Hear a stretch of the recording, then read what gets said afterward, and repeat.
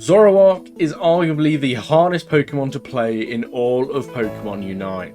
So today I will be helping you to understand how to play Zoroark to the best of your abilities inside of Pokemon Unite. I will cover its moves, items, emblems and builds along with some extra tips and a gameplay breakdown for you at the end. If you have any suggestions as to what you want to be covered next in this series, comment below or ask in my Discord server and I will add it to the next poll in my community tab. Starting swiftly with the moves that Zoroark learns as it levels up. First off is its ability Illusion. You will turn into the nearest Pokemon, and if it's an opposing Pokemon, you will also steal their name and health bar in view for the enemy team. In higher level lobbies this probably won't really work, but you can try and confuse the enemy team this way. The auto attack is simple, just doing more damage every third hit. And the first ability move is Slash. Slash is a small dash that does damage upon contact, and Fury Swipes is an attack that can be used twice if it lands. The main part you would have came to this video for though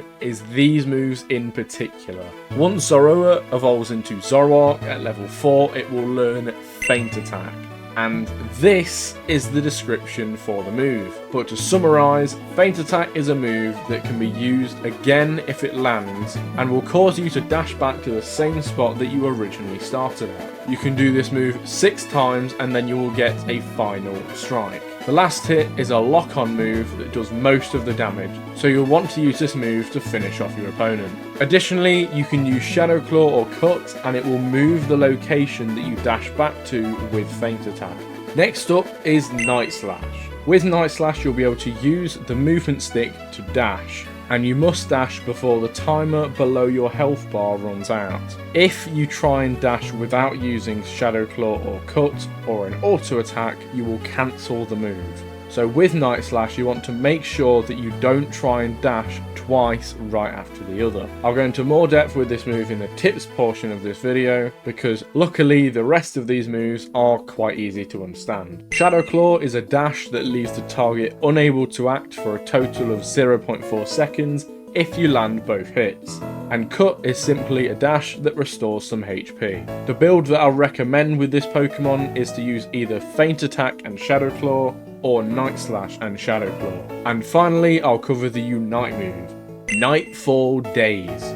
3 unstoppable shockwaves, each larger than the last, which gives Zoroark an 80% speed boost and a 20% max HP shield. Moving on to the items that you should be running with Zoroark. It works well with one of the newer items added to the game, that being the XL Bracer, but other strong items can include attack weight to stack up some more attack boosts, but make sure you get those stacks in if you're going to try and use it. Along with this you can have a weakness policy, Razor Claw, Focus Band and Charging Charm as a more niche pick.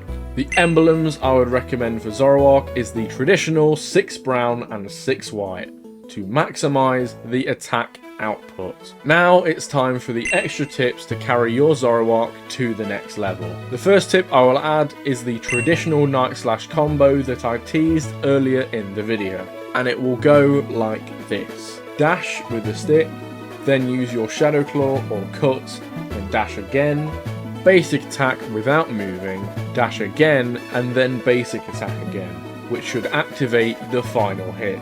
If you still don't understand, I'd recommend watching this video on screen here by Unite Climbing Guides, where he does a deep dive into that combo. The second tip is relatively simple, and that is to make sure that you use your Unite move to finish off a target. It does some pretty good damage, so make sure you use it and don't keep it just stored. Also, make sure you use it before the 3 minutes and 30 seconds, as that would mean that you probably won't have it for the Rayquaza fight if you do use it before that time. And of course the Rayquaza fight is the most crucial part of the game, so you want to make sure that you have it by then.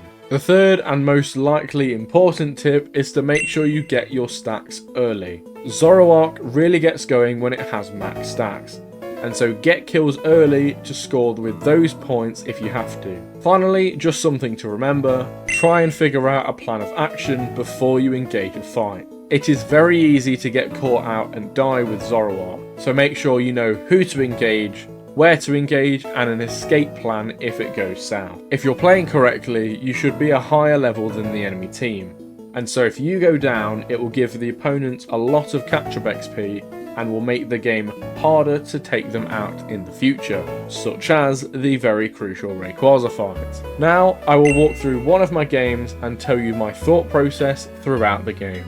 I start by selecting Slash so that I can dash through the wall and start attacking the Xatu. I then go for the Excelgor because it reduces move cooldowns, and then kill the Excavalier along with the rest of my central farm. I have my evolution and I'm ready in the bottom lane to get the Altaria cluster. I hold out my feint attack so that I can take them out as quickly as I can before anything happens. The Raboot pushes me, but I'm able to take him out along with the Altaria cluster. Once I do that, I return to my central area once more and head to the central Altaria at 8 minutes. As the central Pokemon, you need to remember to keep going back to the centre for boosts and be ready for the Altarias at 8 minutes. Once you get better, more people will know this and be ready to contest you when they spawn, so be careful. I then go back up to help my team in the top lane. I take out the Lucario and Wartortle, but I look away for a second while trying to score and I get taken out. Of course, this is a one-off occurrence, but remember to always have an escape plan. I then return to Central so that I can get my Unite move ready for when the Reggies spawn. The majority of my team, ignoring the Fletchling that's throwing the game in the corner, are in the top path. So I head up, but I have to quickly flee. Luckily, of course, I had a backup plan, so I was able to get out in a moment's notice. I'm then sat in a bush waiting for someone to kill when I realise they're farming down the Reggie. I head up hoping to catch them by surprise, but I get caught out and die. I got a bit too big of an ego there, but I forget about it and move on, because you can't climb when you're heated. I return to my team to clean up the Reggie. Alecki and the other enemies, and get ready for the other Reggie. Catching out this Duraludon, I get a kill, and then I'm able to clean up the Talonflame and scare off the Cinderace. It gets to the point where we lose both Reggies again, but we cannot lose hope yet. You should never surrender a game until the Rayquaza has been taken out. Right before Ray, I try and get my Unite move back so that I have it for the Ray fight. I get a little scared when I see my team backcapping as the Rayquaza spawns, but I'm able to get an easy pick on the Talonflame. We take everyone out, leaving just the Cinderace. But Cinder has a Unite move that can easily steal the Ray. But then Cinderace uses his Unite move a bit too early and kills me. But my team is able to finish up and take the Ray. Thank you for watching all the way through. If you like these guides, I have a playlist of all the ones I've done on screen for you now, along with my favourite one, Blaziken.